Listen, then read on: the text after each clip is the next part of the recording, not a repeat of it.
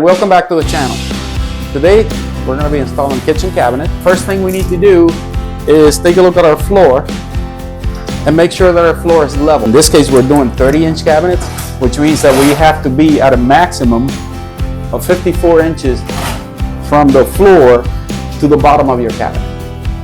Alright, so once you figure out how high your cabinets are going to go, then you figure out where your studs are. You want to screw these cabinets straight to the stud of the wall. The other thing we do is we pre-assemble the cabinets on the floor so that they are actually attached to each other to give it a little more rigidness, to give it more structure to the cabinet.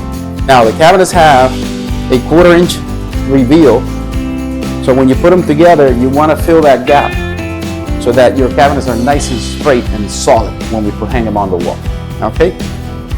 This is why I like these clamps, these cabinet clamps. You have this nub here, tightens up these surfaces so they're nice and flush, and then this one tightens it up so they're nice and together. And then with this, you can put a pilot hole so that you can secure the two of them. And then once you drill your pilot hole, you want to use a countersinking bit so that the head of your screw is not protruding on the face of the cabinet.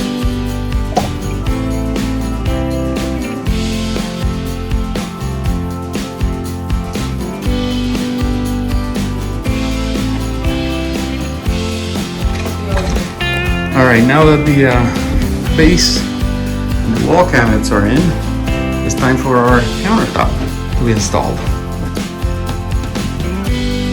Alright, when it comes to a solid surface countertop, Steve's the guy to go to, because these locals, you get a more personalized deal on your installation. Now talk about the stone. Where's the stone coming from? The stone's coming from Brazil. So this is Valley, Nevada. And what are we doing about the sink here?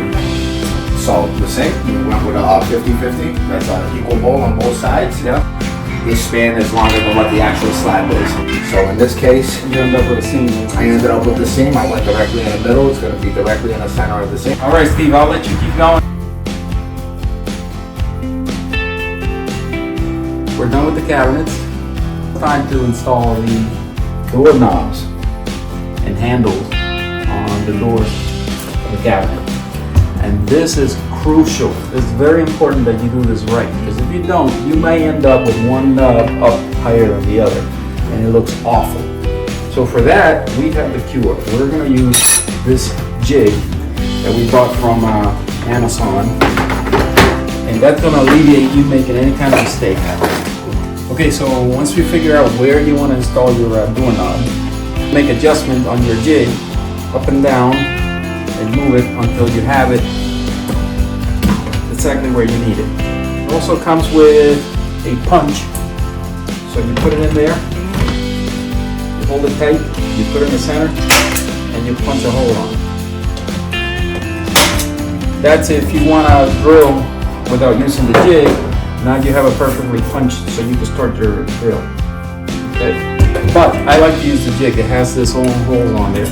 It comes with its own bit. This bit was provided in that jig so that you can't go wrong. Okay? Alright, so we're going to do the first one here. You're going to place your jig in the corner, make sure it doesn't move, and being careful not to drill your hands.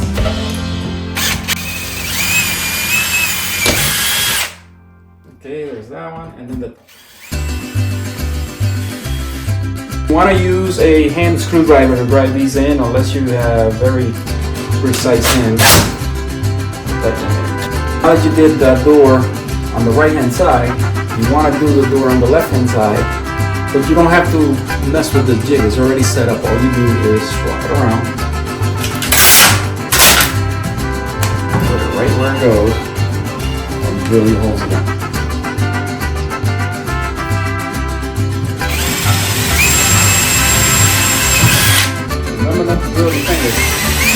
Right here, you can tell that this door is slightly higher than this one. Okay, there's an adjustment for that, all on the hinge right here. Now your doors are perfectly aligned.